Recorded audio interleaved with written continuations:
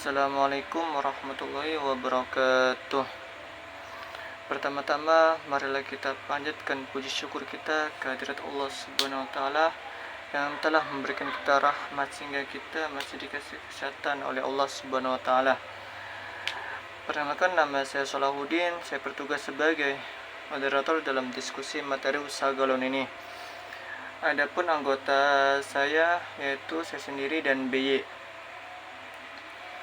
Untuk bagian materi yang pertama akan disampaikan oleh saya sendiri, dan materi yang kedua akan disampaikan oleh BY. Langsung saja kita mulai ke sesi yang pertama. Sebelum kita mulai, alangkah baiknya kita mengucap basmalah terlebih dahulu. Bismillahirrahmanirrahim. Untuk penyampaian materi yang pertama yang akan dibacakan oleh saya sendiri. Baik, yang pertama yaitu latar belakang. Depot air minum merupakan industri yang melakukan proses pengolahan air baku menjadi air minum yang diisikan galon dan dijual langsung kepada konsumen. Air minum yang dikemas dalam galon ini kini makin banyak diminati karena sudah lebih praktis, murah, dan telah disterilisasi sehingga dapat diminum langsung tanpa harus dimasak lagi. Pengisian air minum isi ulang saat ini sudah standar untuk prosesnya, di mana dengan cara menghidupkan mesin pompa air, lalu air disalurkan untuk pengisian galon. Namun, proses air ke dalam galon masih dilakukan secara manual, masih menggunakan tenaga manusia. Proses ini memanfaatkan mata manusia untuk jeli melihat pengisian dan tangan digunakan untuk siap bergerak cepat, yang mana ini dilakukan secara berulang-ulang. Pada proses pengisiannya saja, di mana menggunakan saklar untuk menghidupkan dan mematikan mesin pompa agar galon terisi sesuai yang diinginkan. Banyak listrik yang tidak efisien dalam pemakaiannya. Manusia sebagai pengatur utama dalam pekerjaannya memiliki keterbatasan, baik bisa lupa, merasa jenuh maupun cepat lelah. Terus, rumus masalah. Yang pertama yaitu masih menggunakan tangan. Yang kedua, bagaimana mengetahui galon sudah penuh. Lanjut ke pembahasan risiko dan peluang bisnis. Poin pertama yaitu pelanggan mudah pindah. Salah satu kelemahan usaha depot air adalah pelanggan bisa pindah dikarenakan kualitas air yang buruk. Misal proses air tidak sampai matang, maka rasa air akan berbeda dan sedikit gatal. Sudah pasti ini mengecewakan pelanggan. Biasanya disebabkan oleh karyawan kita lupa waktu, karena setiap proses air minum ada waktu yang tidak boleh diabaikan. Dan yang kedua peluang.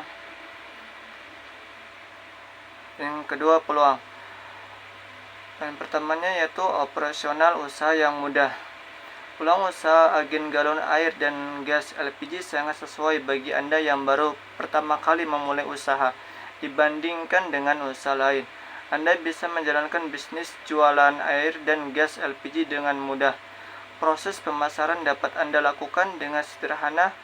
Selain itu, Anda juga tidak perlu khawatir dengan stok barang, karena produk yang dijual tidak mudah ekspire, jadi risiko kerugian sangat kecil. Lanjut ke tantangan bisnis. Kualitas air isi ulang. Meskipun tidak semua dapat merasakannya, namun rata-rata orang mempunyai kemampuan untuk mengenali kualitas air minum yang dikonsumsi ini. Oleh karena itu, penting sekali untuk menjaga kualitas udara yang dijual. Apabila sampai terjadi penurunan kualitas dari air yang dijual, maka itu bisa menghilangkan kepercayaan dari pelanggan. Untuk menjaga kualitas tersebut, Anda perlu melakukan perawatan, kebersihan, dan kualitas dari alat yang digunakan. Dengan terus mengupayakan pengelolaan alat dan bahan baku yang baik, maka air minum yang dihasilkan juga berkualitas. Alhasil, nantinya masyarakat dapat terus percaya dan selalu memilih depot Anda untuk mengisi ulang air minum mereka.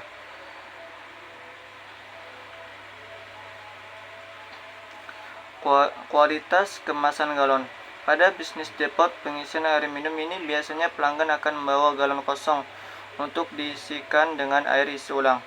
Masalahnya, kualitas dari kemasan galon yang dibawa oleh pembeli tidak selalu kondisinya bagus digunakan.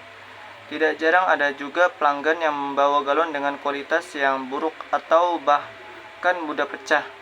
Apabila kejadian seperti itu, maka perlu berhati-hati agar saat dilakukan pengisian galon pelanggan tidak rusak atau pecah. Pengiriman galon.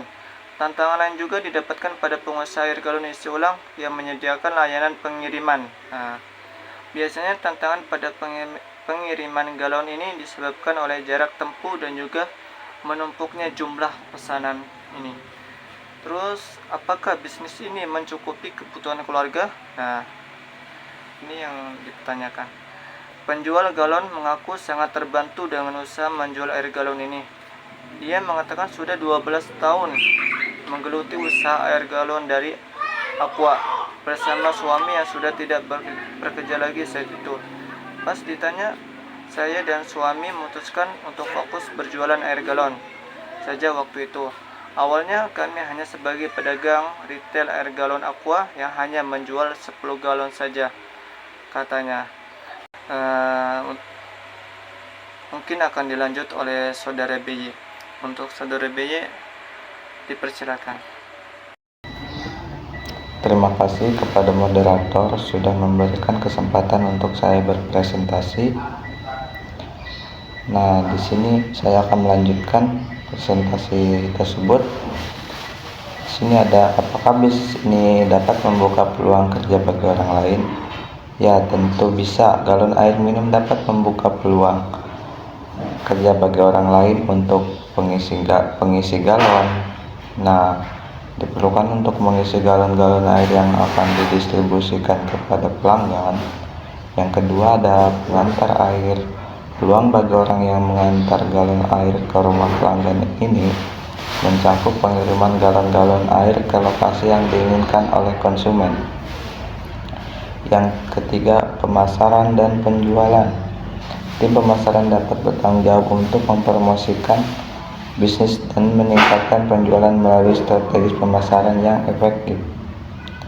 Nah, di sini ada termasuk kategori mana dalam UMKM. Bisnis galon air minum bisa termasuk dalam kategori usaha mikro kecil dan menengah atau bisa disebut UMKM. Dikarenakan usaha mikro atau UM umumnya memiliki jumlah aset hingga Rp 50 juta. Usaha ini bisa dimiliki oleh perorangan atau kelompok kecil. Contoh, pengisi galon air di tingkat lokal. Usaha kecil atau bisa disebut UK memiliki jumlah aset antara Rp 50 juta hingga Rp 500 juta. Mungkin sudah melibatkan beberapa karyawan. Contoh, bisnis distribusi galon air yang melayani beberapa wilayah. Yang ketiga, usaha menengah atau bisa disebut UM memiliki jumlah aset antara Rp 500 juta hingga Rp 10 miliar. Lebih kompleks dengan jumlah karyawan yang lebih signifikan, mungkin sudah memiliki cabang atau outlet di beberapa lokasi. Nah, di sini ada bagaimana lokasi tempat usaha. Tempatnya itu sangat strategis dikarenakan dekat jalan, ramai perumahan, juga banyak penduduk yang butuh air buat minum di sana. Nah, di sini ada bagaimana prosedur dan perizinan pada proses pendirian usaha. Kalau buat perizinan usaha itu masih belum ada dikarenakan biayanya yang mahal. Nah, di sini ada apa yang menjadi barrier to entry pada usaha. Teknologi dan peralatan khusus. Bisnis ini melibatkan pengolahan dan pengisian air yang memerlukan peralatan teknologi tinggi. Calon pesaing perlu menginvestasikan dalam peralatan yang sesuai dengan standar kebersihan dan keamanan air minum.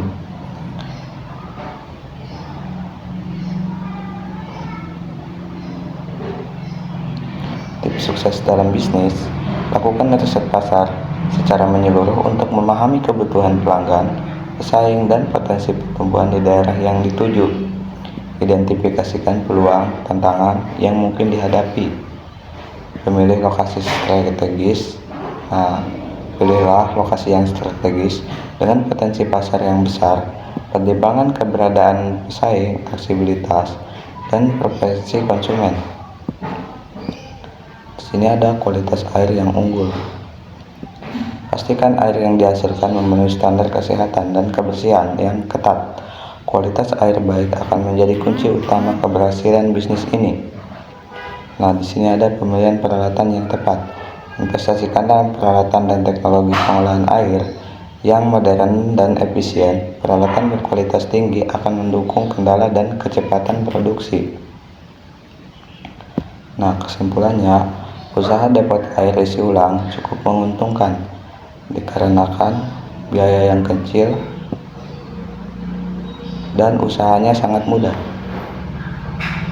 Mungkin hanya itu presentasi dari kami, kurang lebihnya mohon maaf. Wabillahi taufiq wal hidayah. Wassalamualaikum warahmatullahi wabarakatuh.